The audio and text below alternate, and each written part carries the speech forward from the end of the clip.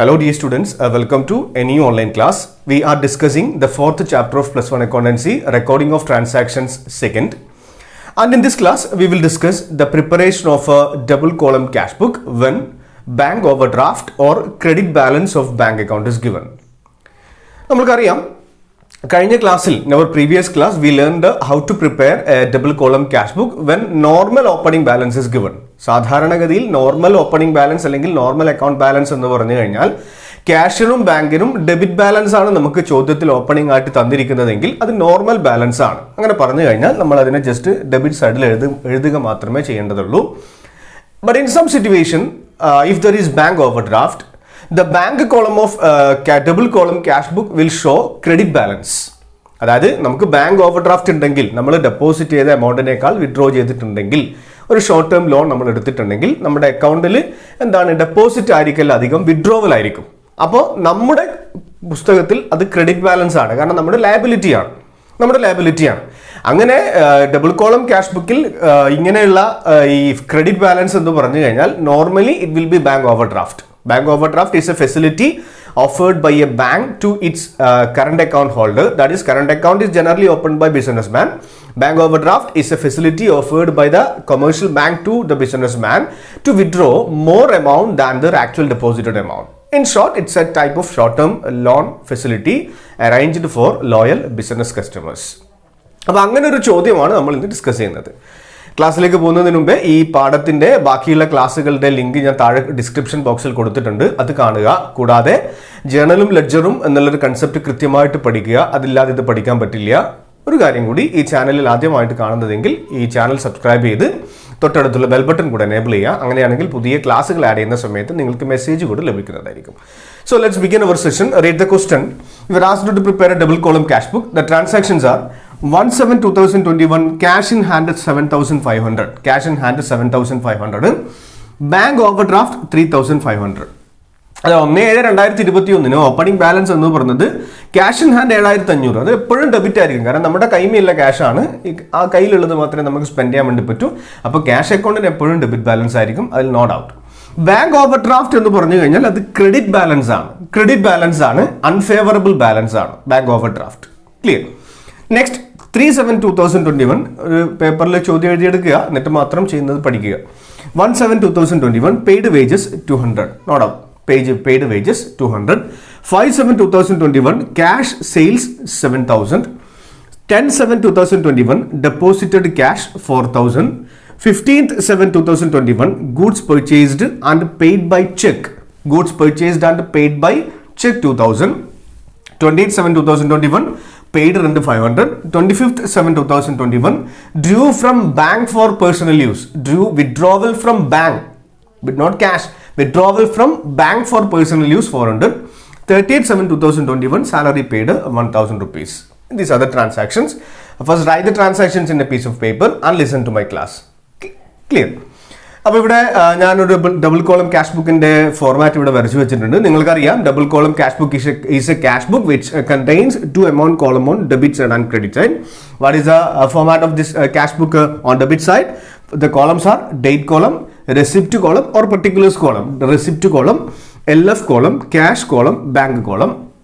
Similarly, in credit side also date column, payment column, LF column, cash column, bank column. അത് ഇവിടെ ഞാനിവിടെ വരച്ചു വെച്ചിട്ടുണ്ട്. ഓക്കെ, ഇനി ഈ സൈഡ് ഡെബിറ്റ് സൈഡ് ആണ്, DR എന്ന് എഴുതിയിട്ടുണ്ട്. ഡെബിറ്റിന്റെ കൂടെ എപ്പോഴും ഒരു ക്രെഡിറ്റ് ഉണ്ടായിരിക്കും. ഇവിടെ 2 എന്ന് എഴുതി വെച്ചിട്ടുണ്ട്, അത് ഫസ്റ്റ് എഴുതുക.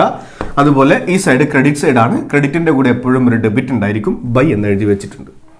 ഒരു ഹെഡിങ് കൂടെ കൊടുക്കുക, ഡബിൾ കോളം ക്യാഷ് ബുക്ക് ഒന്ന് ഹെഡിങ് കൂടെ എഴുതുക. Let's start our let's check how to solve this problem. The first one is 1/7/2021 cash in hand. അപ്പോൾ 1/7/2021 cash in hand എന്ന് പറഞ്ഞു കഴിഞ്ഞാൽ opening cash balance.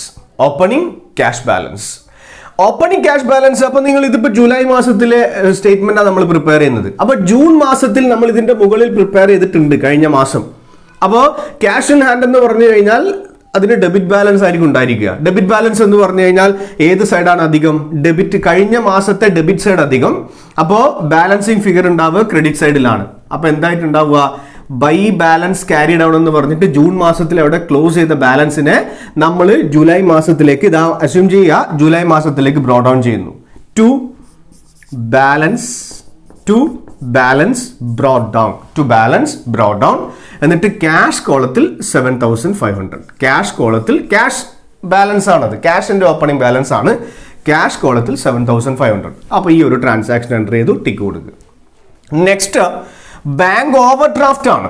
Bank over draft എന്ന് പറഞ്ഞു കഴിഞ്ഞാൽ കഴിഞ്ഞ മാസം ജൂൺ മാസത്തിൽ നമുക്കുണ്ടായിരുന്നത് ബാങ്ക് ഓവർ ഡ്രാഫ്റ്റ് ആയിരുന്നു.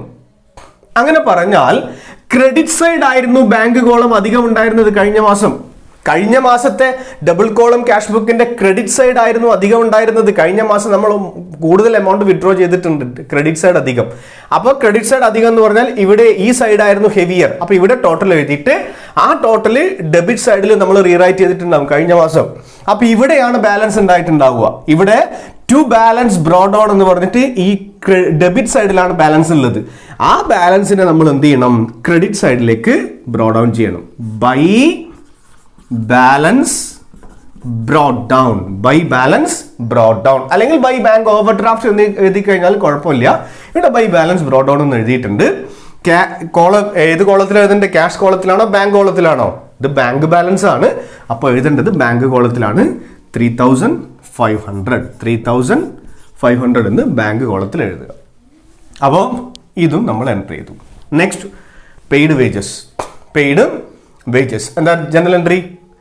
Wages account up to cash account. അപ്പോൾ എൻട്രി വരുന്നത് ഞാനിവിടെ എഴുതിയിട്ട് നമുക്ക് എക്സ്പ്ലെയിൻ ചെയ്യാം. Wages account up to cash account ആണ്. By wages to cash. അപ്പോൾ ഇത് ക്യാഷ് അക്കൗണ്ടിൽ വരേണ്ട ഐറ്റം ആണ് ബൈ വേജസ്. അപ്പോൾ ഇവിടെ ഡേറ്റ് എഴുതാൻ മറന്നുപോയി. ആദ്യത്തെ ഐറ്റത്തിന്റെ 1/7/2021. സെക്കൻഡ് ഐറ്റം പോസ്റ്റ് ചെയ്യാം. By wages date 3/7/2021. Wages account up to cash account. ഏത് കോളത്തിലാണ്? ക്യാഷ് കോളത്തിൽ എമൗണ്ട് വരുന്നത് 200 rupees. എന്ന് പറഞ്ഞിട്ട് ക്യാഷ് കോളത്തിൽ ആ ഒരു ഐറ്റം എഴുതുക. Okay. Next 5/7/2021 cash sales entry വരുന്നത് cash account up to sales account. Cash sales നടക്കുന്ന സമയത്ത് cash asset increases, income increases. അപ്പോൾ ഇവിടെ ക്യാഷ് ഉള്ളത് ഡെബിറ്റിലാണ്, ക്യാഷിന്റെ കൂടെ ക്രെഡിറ്റ് ഉള്ളത് ടു സെയിൽസ് ആണ്. അപ്പോൾ ടു എന്ന് പറഞ്ഞാൽ ഈ സൈഡിലാണ്, ഡെബിറ്റ് സൈഡിലാണ്, അതായത് റെസിപ്റ്റ് ആണ്. നമ്മുടെ ഇൻകം ആണ് സെയിൽസ് എന്ന് പറയുന്നത്. ടു സെയിൽസ് എത്ര എമൗണ്ട് വരുന്നത്? 7000 എന്ന് പറഞ്ഞിട്ട് ക്യാഷ് കോളത്തിലാണ് നമ്മൾ എഴുതേണ്ടത്. ക്യാഷ് കോളത്തിൽ 7000. ഡേറ്റ് വരുന്നത് 5/7/2021. Next item cash deposited cash 4000. എന്ന് പറഞ്ഞാൽ നമ്മൾ എവിടെ ഡെപ്പോസിറ്റ് ചെയ്യുക? ബാങ്കിലാണ്. Deposited cash into bank. What is the journal entry for this transaction? Bank account debited to cash account. കാരണം ബാങ്ക് എന്ന അസറ്റ് കൂടുന്നു, ക്യാഷ് എന്ന അസറ്റ് കുറയുന്നു. അപ്പോൾ bank account debited to cash account. അപ്പോൾ ഇത് കോൺട്രാ എൻട്രി ആണ്. Double column cash ബുക്കിന്റെ രണ്ട് സൈഡിലും എൻ്റർ ചെയ്യണം. അപ്പോൾ നമുക്ക് രണ്ട് സൈഡിലും ഡേറ്റ് എഴുതി വെക്കാം. 10/7/2021 ആണ്. 10/7/2021. ഇവിടെയും 10/7/2021 എഴുതി വെക്കാം. അതുപോലെ കോൺട്രാ എൻട്രി ആയതുകൊണ്ട് LF കോളത്തിൽ C എന്നും കൂടെ എഴുതി വെക്കാം. ഇനി നമുക്ക് ഇതിനെ പോസ്റ്റ് ചെയ്യാം. അതെങ്ങനെയും ചെയ്യാം, പോസ്റ്റ് ചെയ്തിട്ട് എഴുതാം. ഞാനിപ്പോൾ ആദ്യം എഴുതിയെന്നേ ഉള്ളൂ. By bank to cash. അപ്പോൾ ബൈ ബാങ്ക് ടു ക്യാഷ്. ഇവിടെ ഒരു സംശയമില്ല, ബൈയും ടു എഴുതി കഴിഞ്ഞാൽ it's very easy. To cash. അതേപോലെ നമ്മൾ ആ എൻട്രി ഇങ്ങോട്ടേക്ക് പോസ്റ്റ് ചെയ്തു. ഇനി നിങ്ങൾ ഇവിടെ ക്യാഷ് ആണെങ്കിൽ എമൗണ്ട് എഴുതേണ്ടത് ഓപ്പോസിറ്റ് കോളത്തിലാണ്. ഇവിടെ ക്യാഷ് ആണെങ്കിൽ എമൗണ്ട് എഴുതേണ്ടത് ബാങ്ക് കോളത്തിലാണ്. ഇവിടെ ബാങ്ക് ആണെങ്കിൽ എമൗണ്ട് എഴുതേണ്ടത് ക്യാഷ് കോളത്തിലാണ്. ജസ്റ്റ് ഓപ്പോസിറ്റ് എന്ന് ഓർമ്മിച്ചാൽ മാത്രം മതി. അപ്പം ക്യാഷ് എന്ന് പറഞ്ഞിട്ട് എമൗണ്ട് എത്രയാ? 4000 ആണ്. ബാങ്ക് കോളത്തിൽ 4000 എന്ന് എഴുതുക. അതുപോലെ ഇവിടെ ബാങ്ക് ആണ്, ക്യാഷ് കോളത്തിൽ 4000 എന്ന് എഴുതുക. ക്യാഷ് കോളത്തിൽ 4000 എന്നും കൂടെ എഴുതുക. Okay. Next, goods purchased and paid by cheque. Goods purchased and paid by cheque. എന്താണ് എൻട്രി വരിക പറഞ്ഞോ? The entry will be purchase account debtor. പർച്ചേസ് അക്കൗണ്ടിനെ ഡെബിറ്റ് ചെയ്യണം because it is an expense.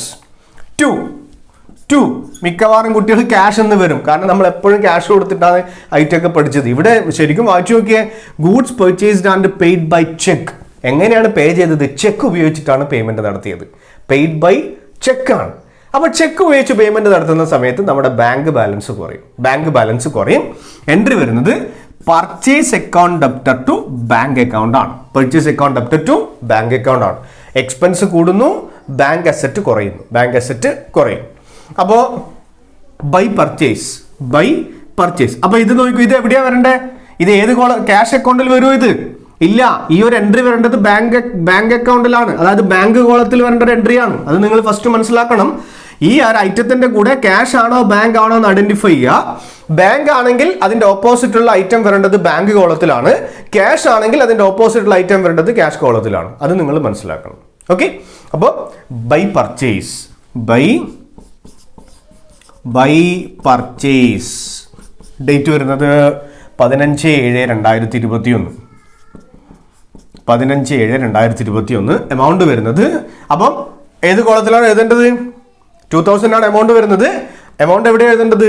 Bank കോളത്തിലാണ്. കാരണം purchase account debtor to bank account ആണ് entry. Purchase account debtor to bank account ആണ്. ബൈ പർച്ചേസ് എന്ന് പറഞ്ഞിട്ട് 2000 രൂപ എവിടെ എഴുതുക? ബാങ്ക് കോളത്തിൽ എഴുതുക. ബാങ്ക് കോളത്തിൽ എഴുതുക. ഓക്കെ. Next, paid rent. അപ്പോൾ ക്യാഷ് പേയ്മെന്റ് ആണ്. എന്താണ് എൻട്രി വരുന്നത്? Rent account debtor to cash account. Rent account debtor to cash account. By rent.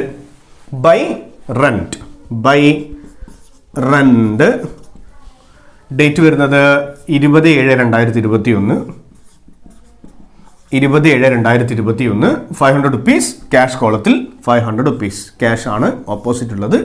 Cash കോളത്തിൽ 500 rupees. Next, due from bank for personal use. Due from bank for personal use means drawings വരുന്ന സമയത്ത് capital കുറയുന്നു. Entry വരുന്നത് drawings അക്കൗണ്ടിനെ debit ചെയ്യുക. Drawings account debtor to cash ആണോ, direct cash ആണോ എടുത്തത്, bank എന്നാണോ? ഡ്യൂ ഫ്രം ബാങ്ക് ആണ്. ബാങ്ക് ബാലൻസ് ആണ് കുറയുന്നത്.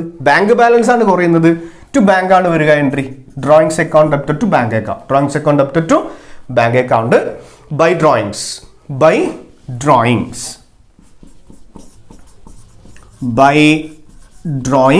ഡേറ്റ് വരുന്നത് 25/7/2021. 25/7/2021. എമൗണ്ട് വരുന്നത് 400 രൂപ. ഏത് കോളത്തിലാണ് എഴുതേണ്ടത്? ബാങ്ക് കോളത്തിൽ. കാരണം ഈ ഡ്രോയിങ്സ് നമ്മൾ വിഡ്രോ ചെയ്തിരിക്കുന്നത് ബാങ്കിൽ നിന്നാണ്. അപ്പോൾ ബാങ്ക് കോളത്തിൽ 400 എന്ന് എഴുതുക. ബാങ്ക് കോളത്തിൽ 400 എന്ന് എഴുതുക. Next, salary paid 1000. Salary paid 1000. Entry എന്താ? Salary account debtor to cash account. Salary account debtor to cash. Normal payment ആണ്, പൈസയാണ് കൊടുത്തത്. അപ്പോൾ by salary account debtor to cash account ആണ്. By salary. ഡേറ്റ് എഴുതുക 30/7/2021. എമൗണ്ട് വരുന്നത് 1000 rupees ആണ്. ഏത് കോളത്തിലാണ്? ക്യാഷ് കോളത്തിലാണ് എഴുതേണ്ടത്. അപ്പോൾ എല്ലാ ട്രാൻസാക്ഷൻസിനെയും നമ്മൾ പോസ്റ്റ് ചെയ്തു. ഇനി നമുക്ക് ഇതിനെ ബാലൻസ് ചെയ്യാൻ വേണ്ടിയിട്ട് എമൗണ്ട് കോളത്തിന്റെ താഴെ ഒരു ലൈൻ കൊടുക്കുക. എമൗണ്ട് കോളത്തിന്റെ താഴെ മൊത്തത്തിലൊന്ന് നമുക്ക് ക്ലോസ് ചെയ്യാം. അതുപോലെ എമൗണ്ട് കോളത്തിന്റെ താഴെ ക്യാഷിന്റെയും ബാങ്കിന്റെയും താഴെ ലൈൻ കൊടുക്കുക. ഓക്കെ. അപ്പോൾ നമുക്ക് പരിശോധിക്കാം ഇതിനെ എങ്ങനെ ബാലൻസ് ചെയ്യാമെന്ന് പരിശോധിക്കാം. നമുക്കറിയാം, ബാലൻസ് ചെയ്യുന്ന സമയത്ത് എപ്പോഴും ഈ ക്യാഷ് കോളത്തിന്റെ ഡെബിറ്റ് സൈഡ് ആയിരിക്കും അധികം. അല്ലെങ്കിൽ രണ്ടും ഈക്വൽ ആവാം, അതിന് ചാൻസ് കുറവായിരിക്കും. മിക്കവാറും ഡെബിറ്റ് സൈഡ് ആയിരിക്കും. അല്ലെങ്കിൽ 99% കേസിലും ഡെബിറ്റ് സൈഡ് ആയിരിക്കും അധികം. നമ്മുടെ കയ്യിലുള്ള എല്ലാ പൈസയും നമ്മൾ സ്പെൻഡ് ചെയ്യില്ല, കുറച്ചെങ്കിലും അവിടെ എന്തായാലും ബാക്കി ഉണ്ടാവും. അപ്പോൾ അതിൽ വലിയ കൺഫ്യൂഷൻ ഒന്നും വരാനില്ല. നേരെ മറിച്ച് ഈ ബാങ്ക് കോളം ബാലൻസ് ചെയ്യുന്ന സമയത്താണ് നിങ്ങൾ ശ്രദ്ധിക്കേണ്ടത്. അപ്പോൾ നോക്കാം, ഇവിടെ ഡെബിറ്റ് സൈഡ് ആണ്. നമുക്ക് ആദ്യം ക്യാഷ് കോളം ബാലൻസ് ചെയ്യാം. 7,500 പ്ലസ് 7,000. 7,500 പ്ലസ് 7,000. 14,500 14,500 ആ എമൗണ്ടിന് എന്ത് ചെയ്യുക, താഴെ ഒന്ന് കുറച്ച് മുകളിൽ എഴുതാം. അത് ചില സമയത്ത് വിസിബിൾ ആവാൻ സാധ്യതയില്ല.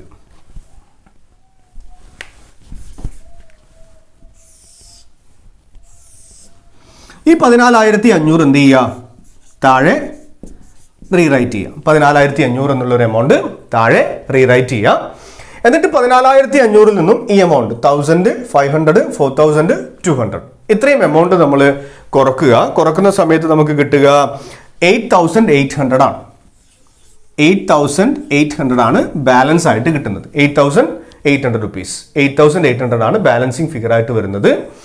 ആ ബാലൻസ് എന്ന് പറഞ്ഞത് എന്താണ്, by balance c bar d carry down എന്ന് പറഞ്ഞു കഴിഞ്ഞാൽ debit balance of bank account. Next debit balance of cash account.